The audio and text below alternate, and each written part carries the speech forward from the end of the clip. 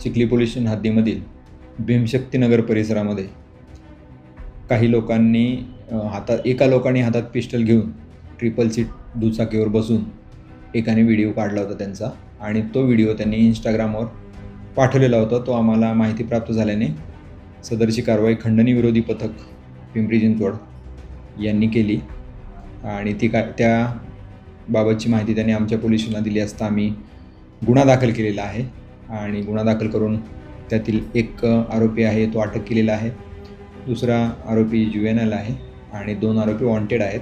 त्यांचा शोध चालू आहे. लवकरात लवकर अटक करून गुन्ह्याचा पुढील तपास करीत आहोत.